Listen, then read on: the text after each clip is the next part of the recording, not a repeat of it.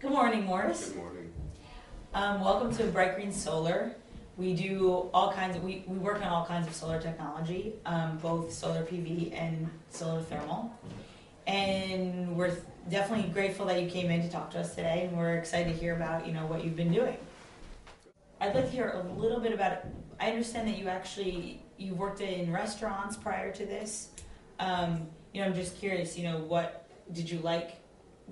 That kind of work, what did you like about it? Do you think some of that maybe even translates into this type of work? Absolutely, absolutely. I enjoy serving people.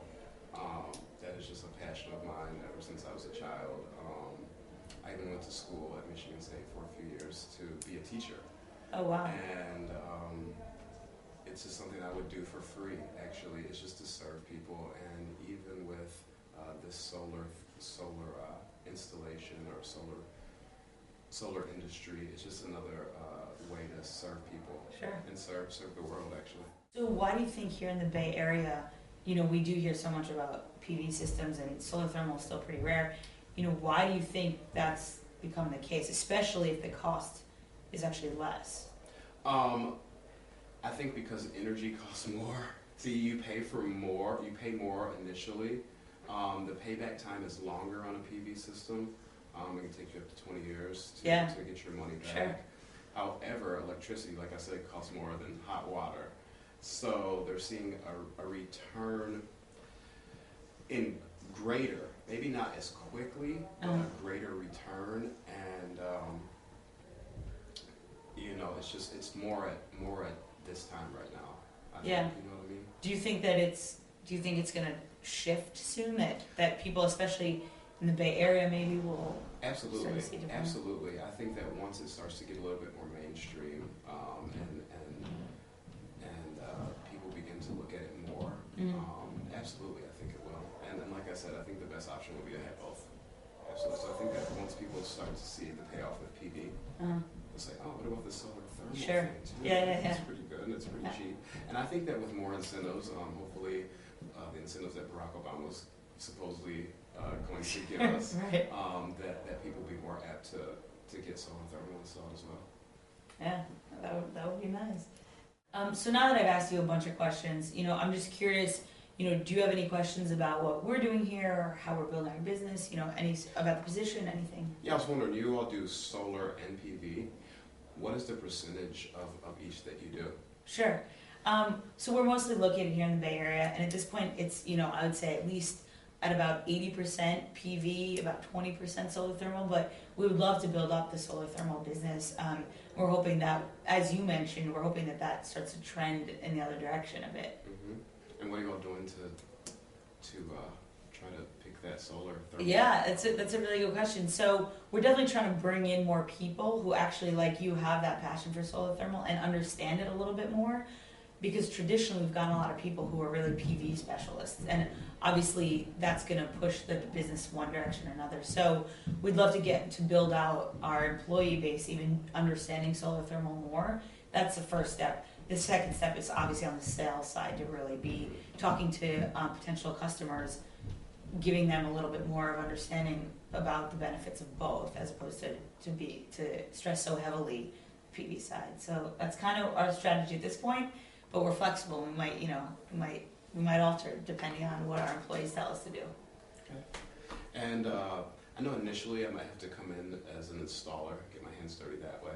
But in your company, is there room for growth as far as like maybe moving up to sales or a management position or a project designer or anything like that? Sure. No, absolutely. We've had people who have already had that path in the company, and we very much encourage that.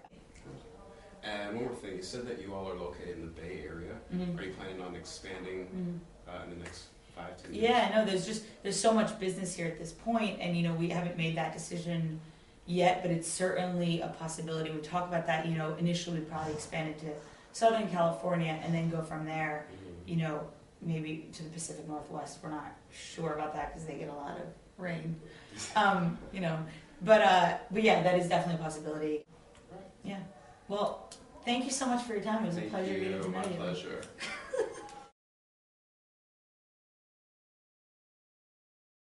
The things you did really well from my perspective are your presentation is beautiful. It's composed. It's well spoken. It's thoughtful. You have good eye contact. One thing that actually potentially almost hurts you is you sit so still and focused. It doesn't give the person across the table a lot to look at in a way, and so it doesn't hurt every so often just to kind of cross my legs. Yeah, adjust or just use your hands as an example and show them that you're really engaged. Otherwise, it sends a very passive message that you're just there, and it creates almost a power dynamic whereby you're automatically kind of in a point of submission and asking for the job instead of walking in with the confidence and saying, "Look, I love what you guys are doing. Here are the things I know, but realize that I'm a person here too, and I've got a lot to bring to the table." There's 2 points in the interview that I think you missed a huge opportunity. Very early on, she asked why you were interested in coming to this field. And you said that you had a passion for the technology, essentially, and that you really liked service businesses.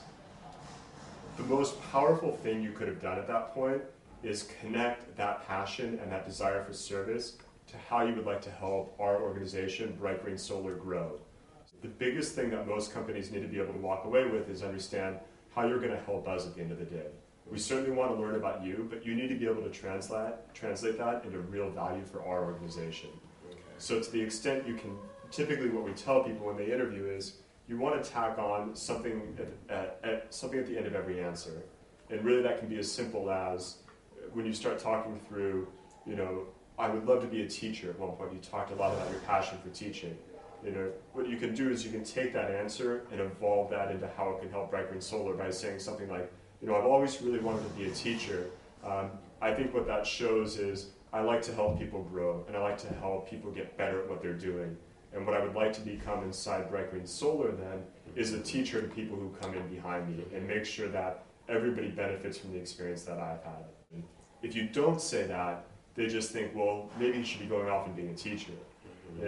So at the end of every response, I would say, make sure you focus in on how what you're talking about is going to benefit that organization. Okay. So that's a little bit just about the presentation, about the content of some of your answers. The thing that I thought you did really well, and you wove it nicely throughout the interview, whether or not you knew it, was you showed a really broad knowledge of the differences in the technology, the political landscape, and why this is going to be big in the next 5 or 10 years. You talked just about a personal passion, and riding that wave of kind of environmental awareness and how that is a big driving trend. That's something most people miss, is they get very focused in on the details and they forget to tie it into the big picture about why this is all happening to begin with. So I guess there's really no criticism there. It's just a compliment to say, don't lose that perspective that you have when you walk into the interview. The one thing I think you were missing in the interview was when she started to ask you about some of the technical knowledge, was for you to dive in as deep as you possibly can and really demonstrate how much you know about those systems or not. And that's one of those moments as an employer when you're coming in, potentially to become a solar installer or panel installer. It's really helpful to the extent you can show them that you're familiar with the electrical systems, or you at least know kind of the safety procedures to get up and down to make sure that no one gets hurt when you're getting on and off the roof. Little things like that really evidence kind of a general awareness about everything that's going on in the entire life cycle of, selling to the client, making a safe and successful install, servicing the system on the back end. So if you can choose 1 or 2 areas where you feel really confident about, we know all the best safety procedures, that's what Solar Richmond and Richmond Build really teaches in this program, emphasize that. It's going to make the employer feel like, great, there's no liability for sending this guy out there then. The last thing I would say that you did extraordinarily well was you asked really insightful questions that weren't self-centered at the end of the interview. So one very common mistake people will make is they'll immediately go for, how soon can I get a promotion? Or, if I get promoted, do I get a raise with that? Those are questions that are fair game, but they're not necessarily the right questions to ask because it really brings the conversation back to how am I going to benefit, not so much how are you going to benefit. And again, what you really want to be keeping in mind is you're really a salesperson in this role when you interview. You want to be conveying to this person why you're going to help them have a better organization beat their competitors out there, deliver a better product, things like this. By asking the questions you asked, which were Are they expecting to expand? exactly, are you expecting to expand, the opportunities for growth generally, and has anybody done that before? Again, it shows that you're really interested in seeing both the organization and yourself succeed. That was critical. And I think at the end of the day, that leaves the employer with the sense that you've done your research, so you're kind of aware of where they are in their market. You've clearly thought a lot about what you want in the organization. Those two things, I think, first and foremost, are really what you left with the interviewer, and those are positive things to leave in there. So, those would be the few minutes of feedback I have. All right. Yeah. Thank you. Yeah, my pleasure. Appreciate it. Of course.